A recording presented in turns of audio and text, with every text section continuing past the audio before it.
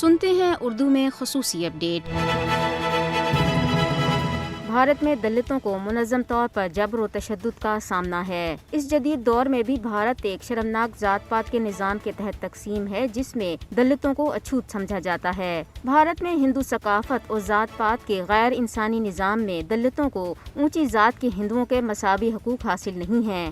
دلتوں کو، جو بھارت میں ہندو آبادی کا 1/4 ہیں، اونچی ذات کے ہندوؤں کے مندروں میں داخل ہونے اور پوجا پاٹ کی اجازت نہیں ہے۔ بڑی تعداد میں ہونے کے باوجود ہندو معاشرے میں صدیوں سے دلتوں کے ساتھ غیر انسانی سلوک کیا جاتا رہا ہے اور مودی کے اقتدار میں آنے کے بعد تو دلتوں کے خلاف تعصب و تشدد کے واقعات معمول بن گئے ہیں۔ اونچی ذات کے ہندوؤں کی طرف سے دلتوں پر حملے اور مار پیٹ کے اکثر واقعات رپورٹ ہی نہیں ہوتے اور نہ ہی دلتوں کے خلاف جرائم پر اعلیٰ ذات کے ہندوؤں کو سزا دی جاتی ہے۔ قانون نافذ کرنے والے ادارے بشمول پولیس اور عدلیہ تک ہمیشہ اونچی ذات کے مجرموں کی حمایت کرتے ہیں اور بھارتی میڈیا تک دلتوں پر حملے نظر انداز کر دیتا ہے۔ دلتوں کو بھارت بھر میں سب سے معمولی اور حقیر کام پر مجبور کیا جاتا ہے۔ حال ہی میں بھارت کی معروف مصنفہ ارون دھتی رائے نے ایک انٹرویو میں کہا ہے کہ گزشتہ 5 برسوں میں بھارت نے ایک ہندو انتہا پسند ملک کے طور پر شناخت پائی ہے۔ دن دہاڑے سڑکوں اور چوراہوں میں ہندو شدت پسند مسلمانوں اور دلتوں کو سرے عام کوڑے مارتے ہیں، تشدد کا نشانہ بناتے اور پھر اس عمل کی ویڈیو سوشل میڈیا پر اپلوڈ کر دیتے ہیں۔